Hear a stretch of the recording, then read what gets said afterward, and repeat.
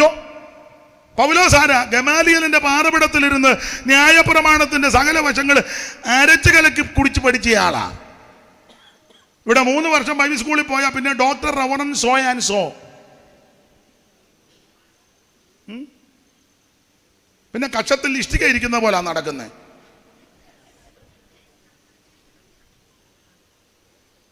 പൗലോസ് ഗമാലിയലിന്റെ പാറപിടത്തിരുന്ന് ന്യായപ്രമാണം പഠിച്ചയാളാ. സന്നിധി സംഘത്തിലെ അംഗമാ. മാത്രമാണോ എബ്രായരിൽ നിന്ന് ജനിച്ച എബ്രായൻ. അതൊക്കെ താൻ ഫിലിപ്പിയ ലേഖനത്തിൽ വളരെ സ്പഷ്ടമായിട്ട് രേഖപ്പെടുത്തി. തൻ്റെ വിശേഷതകള്. ബെന്യാമിൻ ഗോത്രജന. പിന്നെ ചരിത്രമൊക്കെ പഠിച്ചിട്ടുള്ളവർ പറയുന്നത് കപ്പലുണ്ടായിരുന്നെന്നോ കപ്പലുടമസ്ഥന്റെ മകനായിരുന്നെന്നും സ്വത്തൊക്കെ ഒത്തിരി ഉണ്ടായിരുന്നെന്നാ. മാത്രമാണോ ആത്മീക ലോകത്തേക്ക് വന്നപ്പോൾ 3-ാം സ്വർഗത്തോളം എടുക്കപ്പെട്ടവനാ. അവിടെ ചെന്ന് ഇതെല്ലാം കണ്ടേച്ച് വന്നയാളാ. അത് ശരീരത്തോടോ ശരീരം കൂടാതെ എങ്ങനെയാലും ആകട്ടെ പോയല്ലോ. അങ്ങനെയുള്ള ശ്രേഷ്ഠനായ കർത്തദാസനെ പത്രോസ് പരിചയപ്പെടുത്തുന്നത് നമ്മുടെ പ്രിയ ബഹുമാനപ്പെട്ട ആദരണീയനായ നിതാന്ത്യ വന്ധ്യ ദിവ്യ ഡോക്ടർ റവറൻ. പോടാ ചുമ്മാ ഊളത്തരം പറയാതെ. കണ്ണു തുറന്ന് വായിരു നീയല്ല. ഒന്നുകൂടെ വായിക്കും മോനെ, ഇവനെല്ലാം കേക്കട്ടെ. വായിക്കും മോനെ. അങ്ങനെ തന്നെ അങ്ങനെ തന്നെ വായിരു മോനെ. ഒന്നുകൂടെ വായിരു. അങ്ങനെ തന്നെ നമ്മുടെ പ്രിയ സഹോദരനായ പൗലോസ്. അങ്ങനെ തന്നെ നമ്മുടെ പ്രിയ സഹോദരനായ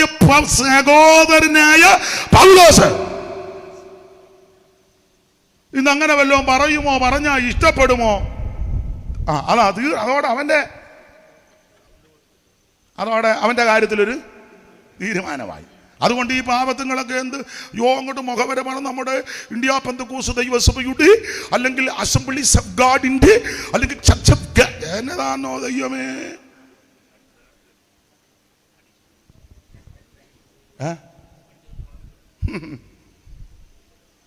ഒറ്റ വാക്കിൽ പരിചയപ്പെടുത്തി ഇത്രയും ശ്രേഷ്ഠനായ ദൈവദാസനെ. ഒന്നുകൂടെ വായിരു മോനെ. അങ്ങനെ തന്നെ വായിരു മോനെ. നമ്മുടെ പ്രിയ സഹോദരനായ പൗലോസും. നമ്മുടെ പ്രിയ സഹോദരനായ പൗലോസ്. തനിക്ക് ലഭിച്ച മതി. അപ്പോൾ യോഹന്നാൻ അപ്പോസ്തലനും തന്നെ ഒന്ന് പരിചയപ്പെടുത്തുക. ഇനി 9-ാം വാക്യം വായിച്ചോ. വെളിപ്പാട് 1:9. നിങ്ങളുടെ സഹോദരനും. അങ്ങനെ തന്നെ നിങ്ങളുടെ സഹോദരനും. അങ്ങനെ എഴുതിയേക്കുന്നത്. നിങ്ങളുടെ സഹോദരനും പിന്നെ യേശുക്രിസ്തുവിന്റെ കഷ്ടതയിലും രാജ്യത്തിലും സഹിഷ്ണുതയിലും കൂട്ടാളിയുമായ യോഹന്നാൻ എന്ന ഞാന് ദൈവവചനവും യേശുവിന്റെ സാക്ഷ്യം നിമിത്തം പത്മോസ് എന്ന ദ്വീപിലായിരുന്നു.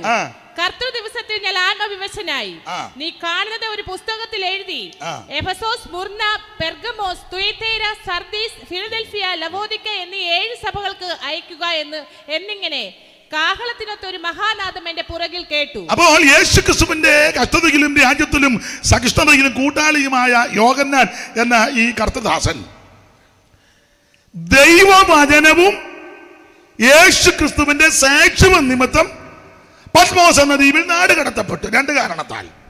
1 ദൈവത്തിന്റെ വചനം, 2 യേശുവിന്റെ സാക്ഷ്യം. അങ്ങനെ നാട് കടത്തപ്പെട്ടത്. അല്ലാതെ നാട്ടുകാരുടെ കാശും മേടിച്ച് മുങ്ങി ട്രാവൽ ഏജൻസിയും പിന്നെ ഇതൊക്കെ നടത്തി ചിട്ടി നടത്തി പൊട്ടി. നാട്ടുകാരുടെ കളിപ്പിൽ പോകാൻ പേർച്ചയെ അവിടെ വിടാനും പറഞ്ഞ് കാശ് മേടിച്ചേച്ചേ. അങ്ങനെയുള്ള ബിരുദന്മാർ കൊച്ചെ അവിടെ അടങ്ങിയിരിക്കും മോളെ. എടി അവിടെ അടങ്ങിയിരി. എവിടെ പോവാ?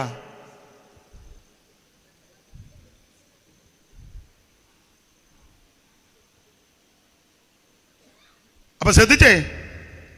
അങ്ങനെ നാട്ടുകാരുടെ കാശുമൊക്കെ മേടിച്ച് പിടുങ്ങിയ ഒത്തിരി ബിരുദന്മാര് ഉണ്ട്. ആധാരം പണയം വെച്ചാ കാശ് കൊടുത്തത്. എനിക്കറിയാം പല കേസ്. പലിശയ്ക്ക് കാശെടുത്ത് എങ്ങനെയും രക്ഷപ്പെടണമെന്ന് ഓർത്താ ഇങ്ങനെയുള്ള കാശുമെല്ലാം മേടിച്ച ജീവന്മാര് ഭയങ്കരം വണ്ടിയാ നടക്കുക. എന്തുവാ പക്ഷം അടിച്ചു പൊളിച്ച്. അതാ എനിക്ക് പെട്ടെന്ന് അത് പറഞ്ഞു തന്ന ഉപകാരമായി. അടിച്ചു പൊളിച്ച് വല്ലവരുടെയും കാശെടുത്ത്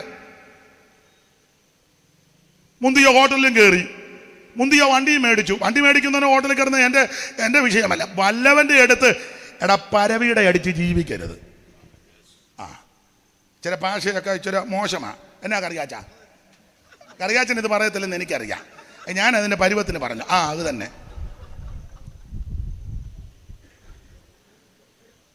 എന്റെ വല്യമ്മച്ചി പറയടാ, ആരാന്റെ പന്തലിൽ നിന്റെ വിളമ്പ് കാണിക്കരുത്. മനസ്സിലായി കാണും. ആരാന്റെ പന്തലിൽ നിന്റെ വിളമ്പ്, വലിയ വിളമ്പുകാരനാ നീ പന്തലിട്ട്. പണ്ട് ഞങ്ങളെല്ലാം കൂടെ ഒരു യോഗത്തിനിരിക്കുമ്പോൾ, എവിടാന്നൊന്നും പറയുന്നില്ല, പറയുന്നത് മോശമാ, എന്നാലും പറയാതിരിക്കാനൊക്കത്തില്ല. അല്ല, അത് നല്ല കാര്യമാണ്. നിങ്ങൾ പറയുമോ ഇത്ര താഴ്ന്ന ഇത്ര സ്റ്റാൻഡേർഡ് ഇല്ലാത്ത കാര്യമായി പാസ്റ്റർ പറയുന്നത്? നിങ്ങൾ ചിന്തിക്കും, അല്ലേലും നിങ്ങൾ ചിന്തിക്കും. ഒരു യോഗം കൂടിയപ്പം ഒരാള് ഭക്ഷണം വിളമ്പിക്കുന്ന സമയത്ത് വിഭവസമൃദ്ധമായ ഭക്ഷണമാണ്, ഒരു വീട്ടു പ്രാർത്ഥനയാണ്. അപ്പം അദ്ദേഹം കൂടെ നല്ല തുണ്ടമീനും ബീഫും ഒക്കെ നന്നായിട്ട് അവർ വീട്ടുകാർ ശരിയാക്കി അത് പുള്ളി കൂടെ മേടിച്ച് കഴിക്കുന്നുണ്ട്. അപ്പോൾ തൊട്ടടുത്തിരുന്നൊരു പുള്ളിയുടെ സമപ്രായക്കാരനാണ്. അപ്പം ഞാനും വിളമ്പി കൊടുക്കുന്നുണ്ട്. അപ്പം ഞാൻ തന്നെ ഒരു 3-4 പ്രാവശ്യം കൊടുത്തു. അപ്പം കണക്ക് എനിക്കറിയാമല്ലോ. അപ്പം അവർ രണ്ടുപേരും കഴിക്കുക. അപ്പം കഴിച്ചുകൊണ്ടിരിക്കുമ്പം പുള്ളി ചോറ് മേടിക്കുന്നില്ല, ഇങ്ങനെയുള്ള കാര്യങ്ങളാണ് കൂടെ മേടിക്കുന്നത്. ആയിക്കോട്ടെ. അപ്പം ഇത് നമ്മൾ കണ്ടുകൊണ്ടിരിക്കുമ്പം മറ്റേ പുള്ളി ഇച്ചിരി കഴിഞ്ഞപ്പം ഈ കഴിച്ചുകൊണ്ടിരിക്കുന്ന പുള്ളിയോട് അദ്ദേഹം വളരെ ശ്രദ്ധിച്ച്. അപ്പം അദ്ദേഹം പറയാം, സ്തോത്രം, ഒരു പ്രാർത്ഥന വീട്ടിലൂടെ വെക്ക്.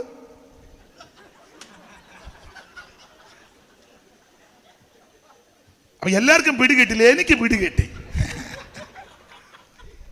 പിടികിട്ടി. മനസ്സിലായോ? അതാ ഇപ്പം അത്രയും പിടികിട്ടിയ. അല്ല, ഒരു പ്രാർത്ഥന വെക്ക് നിങ്ങളുടെ വീട്ടിലും. ഇതുപോലെ ഒരെണ്ണം വെക്കാൻ.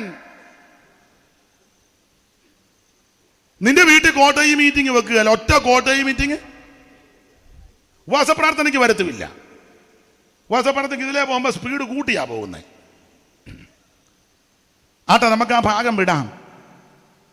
നാട്ടുകാരുടെ പൈസ മേടിച്ച് അല്ലെങ്കിൽ മറ്റുള്ളവരെ ചതിച്ച് വഞ്ചിച്ച് അല്ലെ അടിപിടി ഉണ്ടാക്കി അയലത്തുകാരുമാണ് വഴക്കുണ്ടാക്കി അതിരുതർക്കമുണ്ടാക്കി സഹോദരങ്ങൾ തമ്മിൽ കൊമ്പ് കോർത്ത് നാട് വിട്ടതല്ല യോഹന്നാൻ. അങ്ങനെ നാട് വിട്ട പല ബിരുദന്മാരും 5 കൊല്ലവും 10 കൊല്ലവും കഴിഞ്ഞ് പലയിടത്തും റവറന്റായിട്ടും ഡോക്ടറായിട്ടും ഒക്കെ കയറി ആശാരിയുടെ ഭാഷ പറഞ്ഞ വിലസുന്നുണ്ട്. അങ്ങനല്ല യോഹന്നാൻ പോയത്. യോഹന്നാൻ യേശുക്രിസ്തുവിന്റെ സാക്ഷ്യവും ദൈവത്തിന്റെ വചനവും നിമിത്തം ആമേൻ പത്മോസിൽ നാടുകടത്തപ്പെട്ടു. ആ നാടുകടത്തപ്പെട്ടപ്പോൾ കർത്തൃ ദിവസത്തിൽ ആത്മവിവശനായി. കൂടെ ആരാധിക്കാൻ ആരുമില്ല, കൈയടിക്കാൻ ആരുമില്ല, തമ്പാറടിക്കാൻ ആരുമില്ല, പാട്ടുപാടി സഹായിക്കാൻ ആരുമില്ല, ഹല്ലേലൂയയും ഗ്ലോറിയും പറയാൻ ആരുമില്ല. ഏകാന്തതയുടെ നടുവിൽ ഒറ്റയ്ക്കിരിക്കുമ്പോൾ കർത്തൃ ദിവസത്തിൽ ആത്മവിവശനായി. എന്നെ കേൾക്കുന്നവരെ, ആത്മവിവശതയ്ക്ക് തമ്പേറും വേണ്ട, മൈക്കും വേണ്ട, ആളും ഓളോ മേളോ ഒന്നും വേണ്ട. നീയും ദൈവമായിട്ട് ആത്മസംസർഗം ഉണ്ടെങ്കിൽ നിനക്ക് ആത്മാവിന്റെ വിവശത ഉണ്ടാകും. നമുക്ക് ആത്മവിവശത വേണമെങ്കിൽ എന്തെല്ലാം കാര്യങ്ങൾ വേണം. എന്നിട്ട് തന്നെ ഒക്കുന്നുണ്ടോ? സ്തോത്രം. ആത്മവിവശനായി. നീ കാണുന്ന ഒരു പുസ്തകത്തിൽ എഴുതി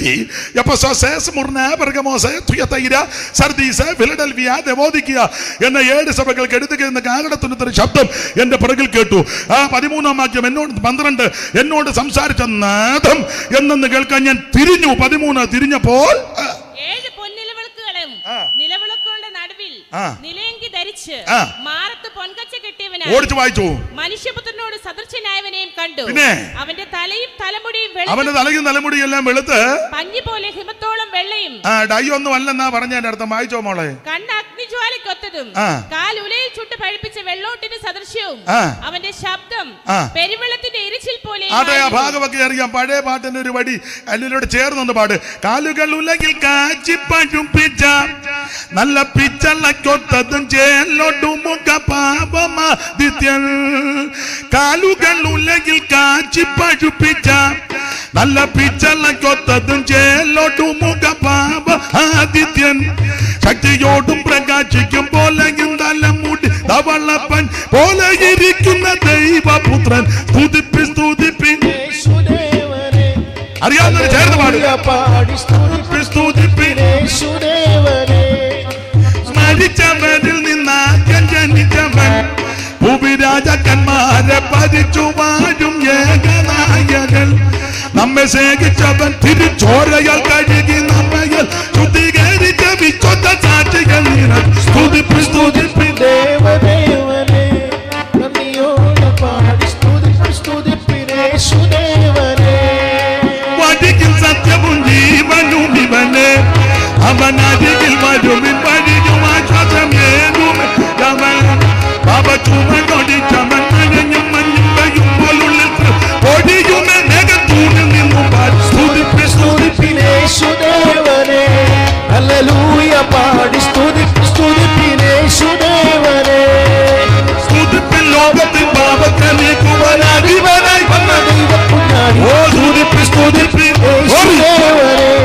ഹല്ലേലൂയ പാടി സ്തുതിപ്പിൻ യേശുദേവനെ.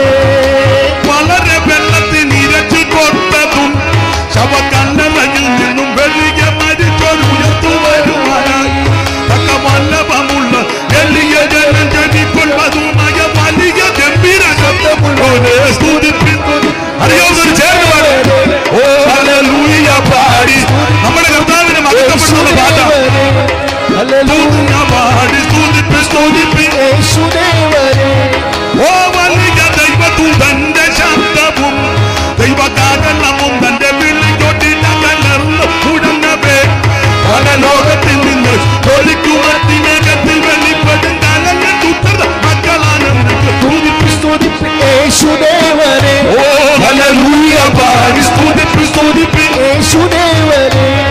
ഓ മന്നവ മന്നനാകുന്ന മജീകായേ മകസേനകിൻ കർത്തനെ മണ്ണും പിണ്ണും പടച്ചവൻ അനുവേനെ അനു നന്ദനെ അര നന്ദനെ മേരി നന്ദനെ രാജ നന്ദനെ നിങ്ങൾ നന്ദിയോട് പാടി സ്തുതിപ്പിൻ യേശുദേവനെ. ഹല്ലേലൂയ പാടി സ്തുതിപ്പിൻ യേശുദേവനെ. ഓ ഹല്ലേലൂയ പാടി സ്തുതിപ്പിൻ യേശുവേ യേശുനാമത്തിനു ജയം ഹല്ലേലൂയ വയുമേ യേശു രാജാവിനോടൻ നല്ലവനാം യേശുരാജൻ വരും സർവ വല്ലഭ യേശുവേ വേഗം വരും സ്തുതിപ്പിൻ ഹല്ലേലൂയ പാടി സ്തുതിപ്പിൻ യേശുദേവനെ. ഓ സ്തുതിപ്പിൻ ലോകത്തിൻ പാപത്തെ നീക്കുവാൻ അധിപനായി വന്ന ദൈവകുഞ്ഞാടി. സ്തുതിപ്പിൻ യേശുദേവനെ. ഓ ഹല്ലേലൂയ പാടി സ്തുതിപ്പിൻ യേശുദേവനെ. കരമുയർത്തി കർത്താവിന് മഹത്വം കൊടുക്ക്. ഇന്ന് രാത്രി ആ നസറായ നമ്മുടെ നടുവിൽ വന്നിട്ടുണ്ട്. മാറത്ത് പങ്കച്ച കെട്ടുവനായി ചുട്ടുപടിപ്പിച്ച് വെള്ളോട്ടിന് സദൃശമുള്ള പ്രാരമുള്ളവനായി 7 നക്ഷത്രം മലങ്കിരി പിടിച്ച് നിലവിളക്കിന്റെ നടുവിൽ നിലയം കതിരിച്ച് നടകൊള്ളുന്ന നസറായൻ ഇന്ന് രാത്രി ഇവിടെ വന്നിട്ടുണ്ട്. അനുഭവിക്കുന്ന ദൈവമക്കളെ ഓർത്ത് ഇന്ന് രാത്രി ദൈവത്തെ സ്തുതിക്കുക. പൗലോസിന്റെ ഭാഷയും അത് ധന്യനാകുന്ന ഏകാധിപതി തീത്തോസ് പറയുക മഹാദൈവവും നമ്മുടെ രക്ഷിതാവുമായ യേശു ക്രിസ്തു. ആ യേശു ക്രിസ്തുവിന്റെ വെളിപ്പാടാണ് 1-ാം അധ്യായത്തിൽ യോഹന്നാൻ കണ്ടത്. ഞാൻ പറയാറുണ്ട് വെളിപ്പാട് പുസ്തകത്തിൽ കണ്ടത് പത്മോസിലെ ക്രിസ്തുവിനെയാണ്. എന്നാൽ യോഹന്നാൻ ഇതിനു മുമ്പ് ക്രിസ്തുവിനെ പല ആവർത്തി കണ്ടു. അത് വേണേ ഇങ്ങനെ ചിന്തിച്ചു, പലസ്തീനിൽ വെച്ച് പല പ്രാവശ്യം യേശുവിനെ കണ്ടതാ. പക്ഷേ പലസ്തീനിൽ കണ്ട ക്രിസ്തുവല്ല പത്മോസിൽ കണ്ടത്. വളരെ വ്യത്യസ്തമാണ്. നമുക്കറിയാം യോഹന്നാൻ ആദ്യം യേശുവിനെ വേദപുസ്തകത്തിന്റെ അടിസ്ഥാനത്തിലാണ്, ഈ പുസ്തകത്തിന്റെ അടിസ്ഥാനത്തിലാണ് ഞാൻ ഇനി പറയുന്നത്.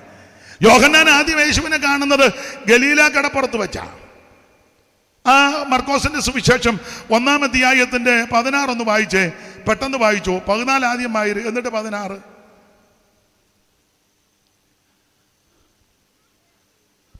അവൻ ഗലീല കടൽപ്പുറത്ത് നടക്കുമ്പോൾ അപ്പൊ യേശു ഗലീല കടപ്പുറത്ത് വന്നു. ഇനി 16-ാം വാക്യം. ശീമോനും അവന്റെ സഹോദരനായ അന്ത്രയോസും കടലിൽ വല വീശുന്നത് കണ്ട് അടുത്തത് അവൻ മീൻ പിടിക്കുന്നവരായിരുന്നു. അവർ മീൻ പിടിക്കുന്നവരായിരുന്നു. യേശു അവരോട് എന്നെ അനുഗമിപ്പീൻ, ഞാൻ നിങ്ങളെ മനുഷ്യരെ പിടിക്കുന്നവരാക്കുമെന്ന് പറഞ്ഞു. അടുത്തത് ഉടനെ അവർ വലവിട്ട് അവനെ അനുഗമിച്ചു. അപ്പൊ പത്രോസും അന്ത്രയോസും കൂടെ വല വിട്ട് യേശുവിനെ അനുഗമിച്ചു. ഇനി 19. അവിടെ നിന്ന് അല്പം മുന്നോട്ട് ചെന്നപ്പോൾ, അവിടെ നിന്ന് അല്പം ഗലീലെ വെച്ചായി സംഭവം.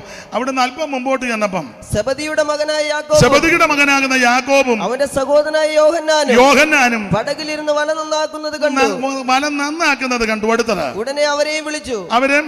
അവർ അപ്പനായ സെബദിയെയും കൂലിക്കാരോടുകൂടെ പടകിൽ വിട്ട് അവനെ യേശുവിനെ ആദ്യം കാണുക ഗലീല കടപ്പുറത്ത് വെച്ച് വല നന്നാക്കിക്കൊണ്ടിരിക്കുക. വരാൻ പറഞ്ഞുകൂടെ? ഗലീല കടപ്പുറത്ത് വെച്ച് കണ്ട യേശുവിനെ അല്ല പത്മോസിൽ കാണുന്നത്. അവിടെ വളരെ സൗമ്യനായി, വളരെ ലാവണ്യവാക്ക് പറയുന്ന ആ മുഖത്തോട്ട് നോക്കിയപ്പോൾ നല്ല പ്രഭ യേശുവിനെ. പേരിശ്ശേരി മത്തായിച്ചൻ ഒരിക്കലെ മുഖത്തോട്ട് നോക്കി വെച്ച് പറഞ്ഞു, കോടി സൂര്യപ്രഭ ഏറൻ രാജ എന്ന. അത്രയ്ക്ക് നല്ല പ്രഭയാ, അല്ലാതെ നിന്നെ കൊല്ലുവെന്നും പറഞ്ഞിരിക്കുകയല്ല. എന്നടെ ഒരു ചിരി. മുഖത്തോട്ട് നോക്കിയപ്പോൾ കോടി സൂര്യപ്രഭ, കോടി സൂര്യപ്രഭയേറും രാജ, നിന്റെ കൂടെ വരും ഞങ്ങളെ കൺപാർക്കദേവാ, നിന്റെ കൂടെ വരും ഞങ്ങളെ കൺപാർക്കദേവാ. കോടി സൂര്യപ്രഭയേറും രാജ, നിന്റെ കൂടെ വരും ഞങ്ങളെ കൺപാർക്കദേവാ, നിന്റെ കൂടെ വരും ഞങ്ങളെ കൺപാർക്കദേവാ. അപ്പൊ ശ്രദ്ധിക്കുക, മത്തായിച്ചൻ ആ മുഖത്തോട്ട് നോക്കിയിട്ട് പറയാ, കോടി സൂര്യപ്രഭ, ഇത്രയ്ക്ക് തേജസ. മത്തായിച്ചൻ പേരിശ്ശേരിയിൽ ഇരുന്ന് നോക്കിയപ്പോൾ കോടി സൂര്യപ്രഭയുള്ള യേശു. സൈമൺ സാറ് കുന്നുംപുറത്തിരുന്നൊരു നോട്ടം. പുള്ളി നോക്കിയപ്പോ കണ്ടത്, നിൻമുഖത്തു നിന്നു തൂകും നന്മധു പൂരത്തിൽ അമ്പ് മുങ്ങിലയിക്കുന്നു ദിവ്യ ജ്ഞാനികൾ, നിന്റെ നന്മൊഴി കടികണ്ണയ്ക്കുപതിനൊരു നവ്യമയസയൻസുമില്ല പ്രാണികൾ തെല്ലുമുണ്ണയാറിയുന്നതില്ല മാനികൾ. അപ്പൊ ശ്രദ്ധിക്കുക, മത്തായിച്ചൻ പേരിശ്ശേരിയിൽ നിന്ന് നോക്കിയപ്പോൾ കോടി സൂര്യപ്രഭയാൽ പ്രകാശപൂരിതമായി നിന്ന ക്രിസ്തു. മഹാകവി സൈമൺ സാറ് കുന്നുംപുറത്ത്, ഇടയാറമുള്ള കുന്നുംപുറത്തിരുന്ന് നോക്കിയപ്പോൾ ആ മുഖത്ത് നിന്ന് മധു തൂകുന്നെന്ന്. തേൻ നിൻ മുഖത്തു നിന്ന് തൂകും നന്മധു, തേനിറ്റിട്ട് വീഴുന്നെന്ന്.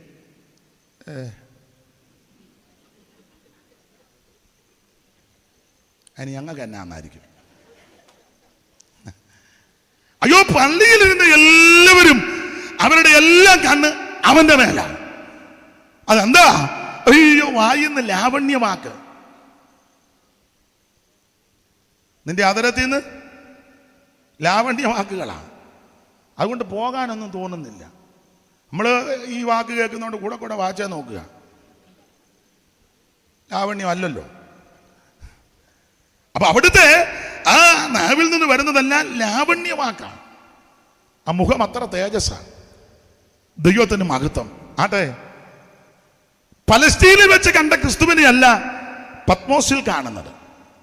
ഗലീല കടപ്പുറത്ത് വെച്ച് ആദ്യം കാണുമ്പോൾ കരുണയോടെ, സ്നേഹത്തോടെ, ആർദ്രതയോടെ, അനുകമ്പയോടെ വിളിക്കുക, വാ വാ, മനുഷ്യരെ പിടിക്കുന്നവരാക്കാം, വാ, നന്നാക്കാം.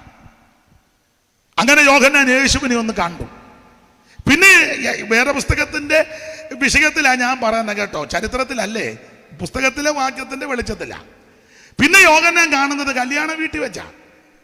യോഹന്നാൻ 2, പുള്ളിയുടെ കല്യാണമാണ്. അങ്ങനല്ലയോ മോനെ? വായിച്ച 2:1 ഞാൻ പറയുമ്പോൾ ഭാഗം എടുത്ത് വെച്ചോണം. 3 പേര് നിങ്ങൾ വർത്താനം പറയാന്നോ വേറെ പുസ്തകം? ആ സഹോദരിമാരും വായിക്കുന്നില്ലല്ലോ. വിടവ് കൊടുക്കാത്തതാണോ? അത് ഒരു കല്യാണമുണ്ടായി. ബിബിനെ അവർക്കൂടെ അവസരം. 3-ാം നാൾ ഗലീലയിലെ യോഗം കഴിഞ്ഞ് എന്നെ ശരിയാക്കുവര്. നീ ആടിച്ചാടി വായിച്ച് ഞങ്ങളെ അവിടെ കൊണ്ടിരുത്തി ഞാൻ പരുവത്തിന് കൈകാര്യം ചെയ്യാം. ആയിരം മൂന്നാം നാൾ ഗലീലയിലെ കാനാവിൽ ഒരു കല്യാണമുണ്ടായി. യേശുവിന്റെ അമ്മ അവിടെ ഉണ്ടായിരുന്നു. മൂന്നാം നാൾ ഗലീലയിലെ കാനാവിൽ ഒരു കല്യാണം. ഇത് യോഹന്നാൻ അപ്പോസ്തലന്റെ കല്യാണം തന്നെയാണ്. യോഹന്നാന്റെ അമ്മ ശലോമയും യേശുക്രിസ്തുവിന്റെ അമ്മ മറിയമും ഇവര് സഹോദരിമാരാ. യോഹന്നാന്റെ അപ്പൻ സെബദി, സഹോദരൻ യാക്കോബ്, യേശുക്രിസ്തുവിന്റെ അമ്മ മറിയം. അപ്പൊ ചുരുക്കി പറഞ്ഞാൽ ഇവര് ജ്യേഷ്ഠത്തി അനിയത്തിമാരായതുകൊണ്ട് കല്യാണ വീട്ടിലുണ്ട്. ഇത് യോഹന്നാന്റെ കല്യാണമാണ്. ഭാഗം നിങ്ങൾക്കറിയാം, ചരിത്രം അറിയാം, വിവരിക്കണ്ടല്ലോ. ആ കല്യാണ വീട്ടിൽ വീഞ്ഞിന് ക്ഷാമം വന്നു, ബുദ്ധിമുട്ട് വന്നു. പക്ഷെ ആ പ്രശ്നം യേശു പരിഹരിച്ചു. അത്ഭുതങ്ങൾ ചെയ്യുന്ന യേശുവിനെ അന്ന് കണ്ടതാണ്. അതിലെ 2:11 വായിര്. നടുക്കിരിക്കുന്ന മോള് വായിച്ചേ. യേശു ഇതിനെ അടയാളങ്ങളുടെ ആരംഭമായി. യേശു ക്രിസ്തു ഇതിനെ പച്ചവെള്ളത്തെ വീഞ്ഞാക്കിയ വിഷയമാ. യേശു ക്രിസ്തു ഇതിനെ അടയാളങ്ങളുടെ ആരംഭമായി ഗലീലയിലെ കാനാവിൽ വെച്ച് ചെയ്ത് കാനാവിലെ കല്യാണനാളിൽ കാനാവിലെ കല്യാണനാളിൽ കാനാവിലെ കല്യാണനാളിൽ കാനാവിലെ കല്യാണനാളിൽ ശുദ്ധ ജലത്തെ വീഞ്ഞാക്കി തീർത്ത, ശുദ്ധ ജലത്തെ വീഞ്ഞാക്കി തീർത്ത കരുണാനിധിയെ കനിയണം ദിനവും, കരുണാനിധിയെ കനിയണം ദിനവും.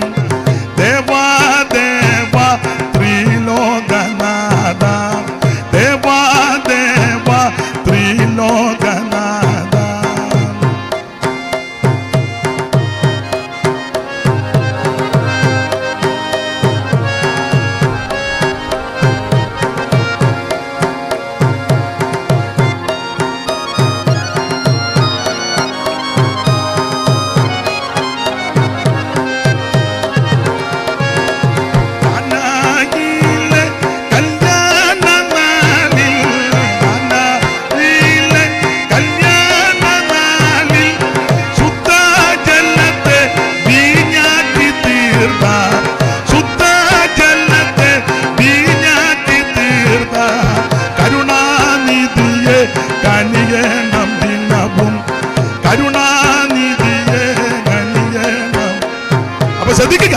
ഈ കാനാവിലെ കല്യാണ വീട്ടിൽ യോഹന്നാന്റെ കല്യാണത്തിന് യേശുവിനെ ഒന്ന് കണ്ടതാ. കല്യാണ വീട്ടിൽ വെച്ച്, കല്യാണ വീട്ടിൽ വെച്ച് കണ്ട ക്രിസ്തുവല്ല പത്മോസിൽ കാണുന്നത്. യേശു ഇതിനെ അടയാളങ്ങളുടെ ആരംഭമായി ഗലീലയിലെ കാനാവിൽ വെച്ച് ചെയ്തു. വിവരിക്കുന്നില്ല. പിന്നെ ഒരിക്കൽ പ്രത്യേകമായി കണ്ടത് മറുരൂപമലയില്ല. സെലക്ട് ചെയ്തവരുമായി പോയി പ്രാർത്ഥിക്കുക. നമുക്ക് ആ ഭാഗം അറിയാമല്ലോ. പ്രാർത്ഥിക്കുന്ന സന്ദർഭത്തിൽ അവിടുത്തെ വസ്ത്രം ഭൂമിയിൽ ഒരലക്കുകാരനും അലക്കി വെളുപ്പിക്കാൻ കഴിയാത്ത വിധത്തിൽ വെണ്മയായി, മുഖഭാവമെല്ലാം മാറി. സ്വർഗത്തിൽ നിന്ന് ശബ്ദം ഇടിമുഴങ്ങി, ഇവനെന്റെ പുത്രൻ, പ്രിയപുത്രൻ, ചെവി കൊടുക്ക. അങ്ങനൊന്ന് കണ്ടതാ. അത് മൂന്നാമത്തെ കാഴ്ച. പിന്നെ നാലാമതൊന്ന് കണ്ടത് നമുക്കറിയാമല്ലോ. 2 ദുഷ്പ്രവർത്തിക്കാരുടെ നടുവിൽ ഇരുമ്പാടുകളാൽ തറക്കപ്പെട്ട് തൂങ്ങപ്പെട്ട് കിടക്കുന്ന ക്രിസ്തു. അരിമശിഷ്യൻ ക്രൂശിന്റെ ചുവട്ട് നിൽക്കുക, മാറിയില്ല. മുൾക്കിരീടധാരിയായി, മുഖത്തെ രോമമെല്ലാം പിടിതെടുക്കപ്പെട്ടവനായി, മുതക ഉടവുചാല് പോലെ നീളത്ത് കീറപ്പെട്ടവനായി, ഇരുമ്പ് ചവണ കൊണ്ടുവന്ന് ഓരോ രോമവും പിടിതെടുക്കുമ്പോൾ പിടിതെടുക്കുന്ന ഭാഗം നീര് വെച്ച് വീർത്ത് വികൃതമായി രക്തം ധാരധാരയായിട്ട് ഒഴുകി. എന്തിനേറെ കണ്ണ് പുറത്തോട്ട് തള്ളി വരത്തക്ക വിധത്തിൽ കിരീടം അടിച്ചിറക്കി. കന്നത്ത് അടിച്ച് കാർക്കിച്ചു തുപ്പി. അപമാനവും നിന്നയും ആക്ഷേപവും എല്ലാം ഏറ്റ്, പ്രവാചകന്റെ ഭാഷയിൽ പറഞ്ഞാൽ കണ്ടാൽ ആളല്ലെന്ന് തോന്നുമാറ് വിരൂപമായി തൂങ്ങപ്പെട്ട് കിടക്കുന്ന ക്രിസ്തു മാത്രമല്ല, ഉറക്ക വിളിച്ച് പ്രാണനെ സൃഷ്ടാവിന്റെ ഭരമേൽപ്പിച്ചു. മരിച്ചെന്നുറപ്പ് വരുത്തുവാൻ ഒരു വിലാപ്പുറത്ത് വന്നൊരു പടയാളി കുന്തം കൊണ്ട് കുത്തി രക്തവും വെള്ളവും ചാടി പുറപ്പെട്ടു. ആ ക്രൂശിൽ കിടക്കുമ്പോൾ യേശുവിനെ ഒന്ന് കണ്ടു. മനുഷ്യവർഗത്തിന്റെ പാപത്തിന് പരിഹാരം വരുത്തുവാൻ രക്തം ചിന്തി ക്രൂശിൽ കിടക്കുന്ന ക്രിസ്തു. ഇന്ന് രാത്രി ആ ക്രിസ്തുവിനെ എല്ലാവരും കണ്ടേ പോകാവൂ. എന്റെയും നിന്റെയും പാപം പരിഹരിക്കുവാൻ, എന്റെയും നിന്റെയും രോഗത്തിന് സൗഖ്യം തരുത്തുവാൻ, എനിക്കും നിനക്കും രക്ഷ വരുത്തുവാൻ, എനിക്കും നിങ്ങൾക്ക് സമാധാനം വരുത്തുവാൻ ആ ക്രൂശിൽ തൂങ്ങപ്പെട്ട് കിടക്കുന്ന നസറേയനാകുന്ന യേശു ക്രിസ്തു ചിന്തിയല്ലോ സ്വന്തം രക്തം എനിക്കായി, ചിന്തിയല്ലോ സ്വന്തം രക്തം എനിക്കായി, ചന്തം ചിന്തും ചന്തം ചിന്തും ഹൃദയത്തിൽ പാടില്ലായിരുന്നു. സ്വന്തമായ എല്ലാറ്റേയും വേണ്ടിഞ്ഞ്, സ്വന്തമായ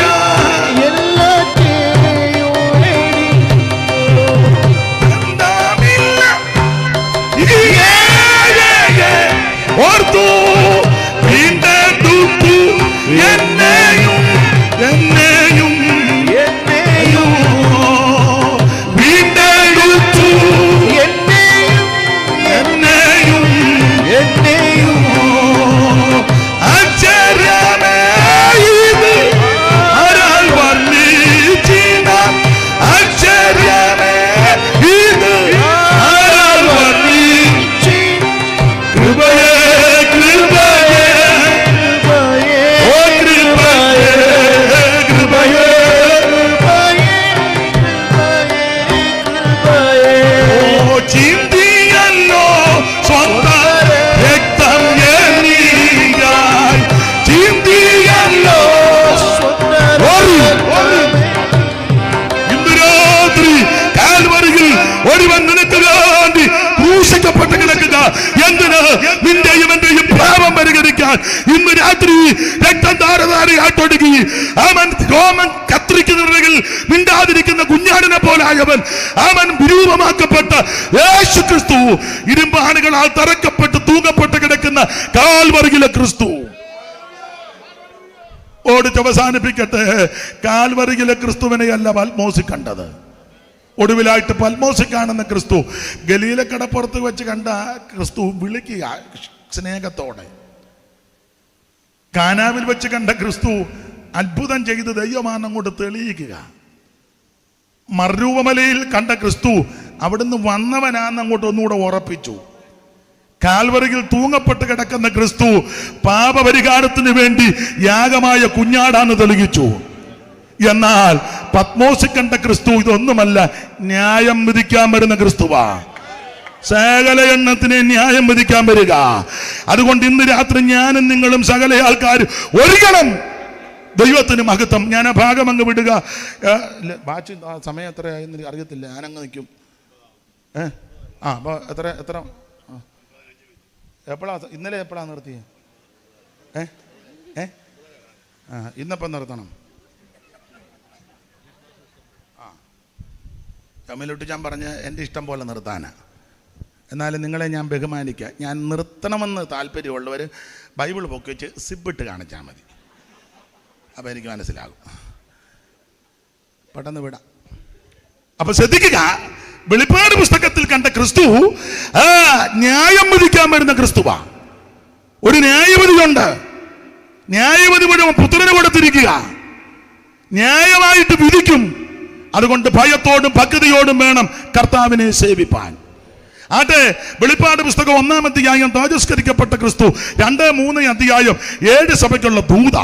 ആ 7 സഭയ്ക്കുള്ള ദൂതില് ഓടിച്ചു പറയാം. Ephesus, Smyrna, Pergamos, തുയതൈര, Sardis, Philadelphia, ലവോദിക്ക 7 സഭ നമുക്കറിയാം. 7 സഭയ്ക്കും കർത്താവ് ദൂത് പറയുന്നുണ്ട്. ഈ ദൂത് പറയുമ്പോൾ ദൂതിന് പൊതുവായ ചില തത്വമുണ്ട്. അതെല്ലാത്തിനും ഉണ്ടല്ലോ പൊതുവായ. ആ തത്വം എന്തെന്ന് ചോദിച്ചാൽ, 1 ദൂത് പറയുന്ന കർത്താവ് തന്നെ ഒന്ന് പരിചയപ്പെടുത്തും.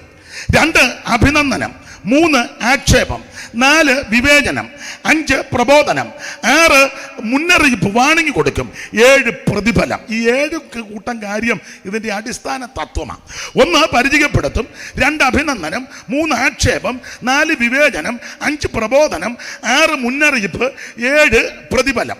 ഇത് സഭകളോടെല്ലാം പറയുന്ന ദൂതിൻ്റെ അടിസ്ഥാന തത്വമാണ്. അങ്ങനെ തത്വമുണ്ടല്ലോ.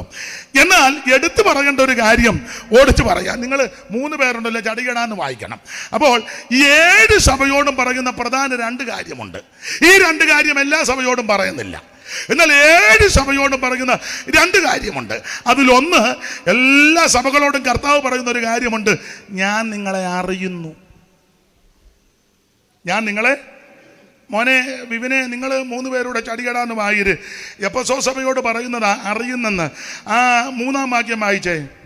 നിനക്ക് സഹിഷ്ണുതയുള്ളതും എന്റെ നാമനിമിത്തം നീ സഹിച്ചതും തളർന്നു പോകാത്തതും ഞാൻ അറിയുന്നു. അപ്പോ എഫെസോ സഭയോട് പറയുകയാണ് ഞാൻ നിന്നെ അറിയുന്നു. ഇനി സ്മുർന സഭയോട് പറയാ 9-ാം വാക്യം. സ്മുർനയിലെ സഭയുടെ ദൂതൻ എഴുതുക, മരിച്ചവനായിരുന്നു വീണ്ടും ജീവിക്കുകയും ചെയ്ത ആദ്യനും അന്തിനുമായവൻ അരുളി ചെയ്യുന്നത്, ഞാൻ നിന്റെ കഷ്ടതയും ദാരിദ്ര്യവും നീ ധനവാനാകുന്നു താനും. തങ്ങൾ യഹൂദരെന്ന് പറയുന്നെങ്കിലും യഹൂദരല്ല, സാത്താന്റെ പള്ളിക്കാരായവരുടെ ദൂഷണവും അറിയുന്നു. അവിടെ അറിയുന്ന. ഇനി പെർഗമോ സഭയോട് 13-ാം വാക്യം. എഴുതുക, മൂർച്ചയേറിയ ഇരുവായ് തലവാൾ ഉള്ളവൻ അരുളി ചെയ്യുന്നത്, നീ എവിടെ പാർക്കുന്നുവെന്നും അത് സാത്താന്റെ സിംഹാസനം ഉള്ളിടമെന്നും ഞാൻ അറിയുന്നു. ഇനി തുയതൈര സഭയോട് പ്രവൃത്തിയും നിന്റെ സ്നേഹം, വിശ്വാസം, ശുശ്രൂഷ, സഹിഷ്ണുത എന്നിവയും നിന്റെ ഒടുവിലത്തെ പ്രവൃത്തി ആദ്യത്തേതിലും ഏറെ എന്നും അറിയുന്നു. ഇനി സർദീസ് സഭയോട് 3-1. സർദീസിലെ സഭയുടെ ദൂതൻ എഴുതുക, ദൈവത്തിന്റെ 7 ആത്മാവും 7 നക്ഷത്രവും ഉള്ളവൻ അരുളി ചെയ്യുന്നത്, ഞാൻ നിന്റെ പ്രവൃത്തി അറിയുന്നു. ഇനി ഫിലദൽഫിയ സഭയോട് 8-ാം വാക്യം. ഞാൻ നിന്റെ പ്രവൃത്തി അറിയുന്നു. ഇനി ലവോദിക്കയോട് 14-ാം വാക്യം. ലവോദിക്കയിലെ സഭയുടെ ദൂതൻ എഴുതുക, വിശ്വസ്തനും സത്യവാനുമായ സാക്ഷിയായി ദൈവശിഷ്യുടെ ആരംഭമായ ആമേൻ എന്നുള്ളവൻ അരുളി ചെയ്യുന്നത്, ഞാൻ നിന്റെ പ്രവൃത്തി അറിയുന്നു. അപ്പൊ 7 സഭയോടും പറയുന്ന ഒരു പ്രയോഗമാ ഞാൻ നിങ്ങളെ അറിയുന്നു. പുല്ലുകുത്തി സഭയെയും ദൈവം അറിയുന്നു. ആനിക്കാട്ട് സഭയെയും ദൈവം അറിയുന്നു. നൂറോമാവ് സഭയെയും. ഇന്നാളൊരാൾ പറഞ്ഞു, എന്റെ പൊന്നച്ച അറിയാതിരിക്കുന്നതാ, അധികം അറിയാതിരിക്കുന്നതാ. ഈ സഭയെ അറിയുന്നെന്ന് പറഞ്ഞ ഇതിനകത്തിരുന്ന് ചിഞ്ചിലി അടിക്കുന്നവനെ അറിയുന്നെന്നാ. സഭയെ അറിയുന്ന പറഞ്ഞ ബിൽഡിംഗ് അറിയുന്നെന്നല്ല. ഇതിനകത്തെ സെക്രട്ടറിയെയും ട്രഷറേയും കമ്മിറ്റിയെയും മുന്നിയിരിക്കുന്നവനെയും പുറകിയിരിക്കുന്നവനെയും പ്രാർത്ഥിച്ചു തുടങ്ങുന്നവനെയും പ്രാർത്ഥിച്ചു നിർത്തുന്നവനെയും ആശീർവാദം പറയുന്ന അപ്പച്ചനെയും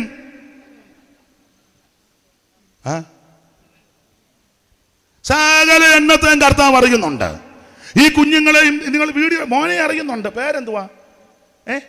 ഇതും ബിബിന. ഏത് സഭയിലാ പോകുന്നത്? CSIയിലാ? ആയിക്കോട്ടെ. നീ സ്ഥാനപ്പെട്ടൊക്കെ ദൈവത്തെ ആരാധിച്ചോണം കേട്ടോ. ഇതൊക്കെ എടുത്തോണ്ട് പോയി നരകത്തിലൊന്നും പോകരുത്. സകല എണ്ണത്തെ ദൈവം അറിയുന്നു. ഇന്ന് രാത്രി അകത്തിരിക്കുന്നവരെ ഈ സഹകരിക്കുന്നവരെയും അവിടെ റോഡ് നിൽക്കുന്ന മാന്യ സഹോദരങ്ങൾ നിങ്ങളെ അറിയുന്നുണ്ട്. ഇന്ന് രാത്രി സകലത്തെ അറിയുന്ന സകലരെ അറിയുന്ന കർത്താവ് ഇവിടെ വന്നിട്ടുണ്ട്. ഇന്ന് രാത്രി ഇവിടെ മനോവേദനയോടെ വന്നവരുണ്ട്, രോഗപീഠകളിൽ വലഞ്ഞിരിക്കുന്നവരുണ്ട്, ചികിത്സ ചെയ്തിട്ട് പേരാൻ വരാത്തവർ ഇതിനകത്ത് കാണും. ഡോക്ടർമാർ ചിലപ്പോൾ പറഞ്ഞു കാണും, സ്റ്റേജ് 4 എടാ എത്ര 16 സ്റ്റേജ് ആയാലും വിടുവിക്കാൻ കഴിവുള്ളവൻ ഇന്ന് രാത്രി ഇവിടെ വന്നിട്ടുണ്ട്. ഞാൻ നിന്നെ സൗഖ്യമാക്കുന്ന യഹോവ.